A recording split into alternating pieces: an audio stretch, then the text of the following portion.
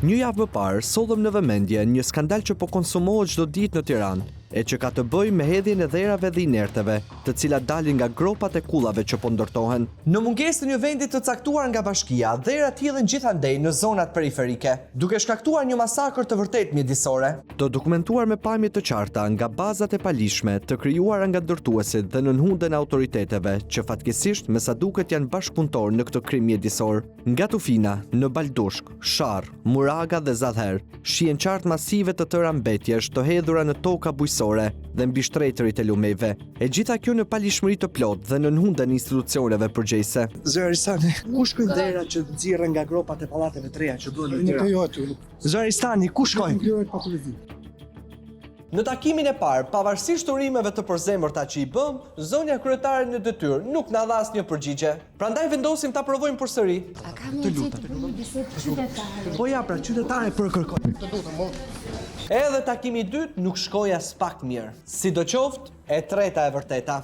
A ka sot Bashkia e Tiranës, zonja Ristani, një vend të përcaktuar për depozitimin e dherave dhe inerteve që dalin nga gropat e reja të kullave që ndërtohen? A ka dështuar Inspektorati Kombëtar i Mbrojtjes Territorit për ta parandaluar këtë? Në momente të jap një përgjigje dhe me ngarkua, si thosh, kolegët apo institucionin ku punoj, me një përgjegjësi të tillë më është pak e vështirë. Se edhe mund të ketë në kuptimin e asaj sektor apo inspektor të cilët edhe mund të kenë rëshkitur diku. Hapat që do të merren do të jenë nxjerrja një urdhri urgjent nga kryeinspektori përgjithshëm, duke paraqitur faktin e për ngritjen e grupeve në terren për verifikimin e situatës dhe nisjen e punës pikë së pari për identifikimin e shkaktarëve, e autorëve të këtyre masakrave, krimeve mjedisore. Në bashkëpunim me institucionet, komisariatet përkatëse, me policinë bashkiake, duke bërë kallëzime kryesisht në prokurori për të mundësuar identifikimin e autorëve. Por fatkeqësisht, në vend që të vijë alarmi për këtë masakër, pikat e palishme të depozitimit sa vine zbulohen njëra pas tjetrës, përmes një efekti domino që dëshmon më së miri se gjithçka është e koordinuar mes ndërtuesve dhe institucioneve përgjegjëse.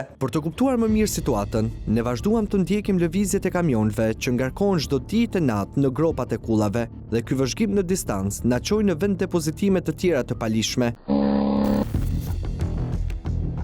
Këtu jemi në Petrel, në një nga zonat më të bukura të gjelbëruara të periferisë, e cila nëse vazhdohet me këto ritme nuk do të jetë më e tillë, sepse çdo ditë me 10 kamion të ngarkuar me mijëra metër kub, dhera dhe inerte depozitohen në territorin e saj.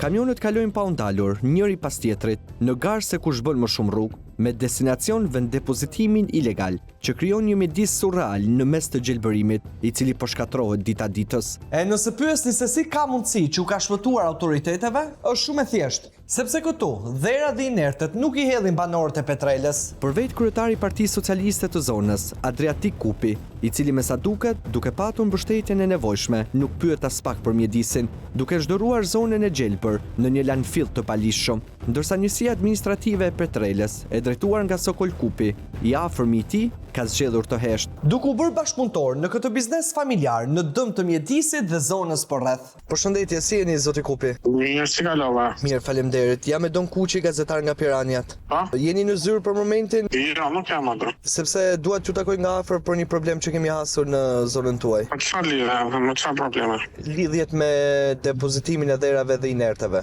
Petrela është zonë turistike, aty është tokë bujësore, kullota, pyje. Për cilën as bëhet fjalë, ma bën një kërkesë. Po, ju e dini besoj se është afër njësisë tënde administrative, është në Fikas. A mund t'i bëhet Petrelës diçka e tillë që një zonë turistike e bekuar nga Zoti dhe natyra të zhdërrohet në një landfill ilegal? Hajde ikim bashkë tani, ju besoj e doni vendin tuaj? Besoj se e dua edhe më shumë se sa që don ti. Duket zoti Kupi që e do shumë Petrelën. Shihen nga landfilli ilegal që ka lejuar të funksionojë në mes të gjelbërimit. Është e çuditshme, mos ta keni parë ju, se ju jeni edhe Petrelas, ju i keni parë kamionet që kalojnë çdo ditë, çdo natë, dhe aty e kanë kthyer në një landfill ilegal. Më bëj një kërkesë të njësia. A ka lidhje Adriatik Kupi me këto dhera? E mbylli. Nuk i bëhet keq kushëririt, por më tepër në mes të fushatës elektorale. E ndërsa ne po gjeronim kamionët që vinin njëri pas tjetrit, një prej kamionistëve dhe ndihmë si ti u kujdesën të fotografonin dronin me siguri për t'ja dërguar shefave. Pas këtij momenti, punëtorët me shpejtësi braktisin zonën. Nëse mendoni që do të shikoni bukuritë të rrallat natyrës që Zoti ka falur kësaj zone, keni gabim, sepse janë në mes të një mali dherash dhe inerte që vijnë nga kulla dhe ndërtimet e reja që bën në qendër të Tiranës. Jemi në Zall Bastar, aty ku 10 kamion të ngarkuar ngjiten në rrugën e Arbrit duke shkarkuar ngarkesën e tyre në vend depozitimin ilegal. Si shihet, me mijëra metër kub dhera dhe inerte janë depozituar në tokën bujqësore dhe në shtratin e lumit, duke ngushtuar këtë të fundit, ndërsa fadromat punojnë pa pushim duke shtyrë materialet e hedhura dhe duke spostuar rrjedhën. Pika tjetër grumbullimit është në Bathore, ku dhera dhe inertet që dalin nga gërmimet e komplekseve të reja në kryeqytet, sillen dhe depozitohen në një hapësirë që zgjerohet dita ditës në dëm të tokës bujqësore. Tashmë fusha është mbushur në çdo centimetër të saj, duke krijuar male artificial mbetjesh që me sa duket nuk i bëjnë më përshtypje askujt. Edhe në këtë rast, masakrës nuk i ka shpëtuar as shtrati i lumit, i cili ka nisur të ngushtohet duke tjetërsuar rrjedhën normale.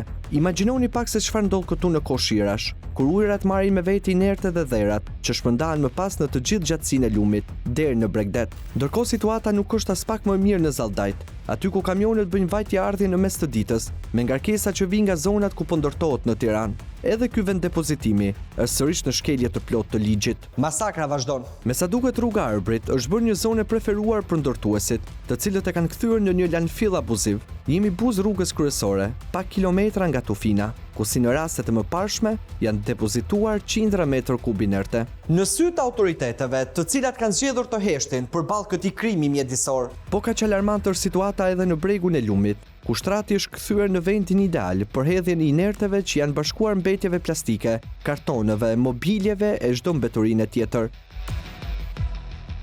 Tani të shohim pak se çfarë ndodh në Yzberisht. Aty ku bumi i ndërtimeve është shoqëruar me pasoja për mjedisin, kamionet kalojnë çdo natë duke shkarkuar dhera dhe inertet në këtë fushë, e cila ka nisur të mbushet pak nga pak. Pa folur pastaj për pasojat që sjellin shtullungat e pluhurit për banorët të shtëpive përreth. Jemi në Zallher, shumë pak kilometra nga qendra e Tiranës, aty ku kulla dhe luksi nuk e fshehin dot masakrën mjedisore që po shkaktohet. Ditë dhe natë pa ndërprerje, 10 kamion të ngarkuar me inerte nga gropat e pallateve dhe komplekseve të reja që ndërtohen në Tiranë depozitohen këtu. Në shkelje të plotë të ligjit dhe pa u penguar nga askush. Për të siguruar mbi vërtetësinë e sa tha më sipër, na u tesh një vëzhgim disa ditor, duke parë nga afër atë që po i shkaktohet mjedisit. Dhera dhe inertet sillen këtu me kamiona dhe depozitohen pra një fushë, duke shkatëruar jo vetëm tokën bujqësore, por dhe shtratin e lumit, i cili nuk është kursyer as pak nga kjo masakër. Por si është e mundur të ndodhë kjo? Përgjigjja është e thjeshtë, vetë shteti është palë në këtë masakër mjedisore. Pasi veti shkreu njësisë administrative Zallher, Arben Maloku,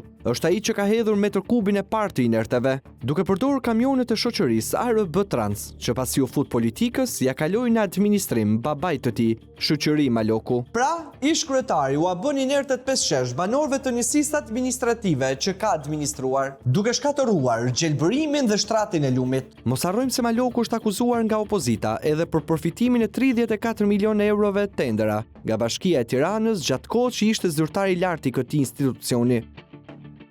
Zyrtar të lartë të njësive vendore, drejtues politik të majorancës, cep më cep Tiranës, duke abuzuar me pushtetin në kulmin e fushatës zgjedhore. A kemi të drejtë të dyshojmë se një pjesë e këtyre parave të palishmërisë mund të përdoren për efekte elektorale? Meqense Bashkia e Tiranë me policinë dhe inspektoriatin e mbrojtjes së territorit në varësi të saj, Policia e Shtetit dhe Inspektoriati Kombëtar i Mbrojtjes së Territorit nuk e kanë as pak në mend të ndërhyjnë, a mos duhet që SPAK të mbledhë informacion për çfarë po ndodh? Nëse do të kenë vullnet, tek ne kanë në dispozicion të gjitha pamjet dhe vendodhjet e sakta ku kryhet masakra mjedisore që po shkatron çdo ditë Tiranën.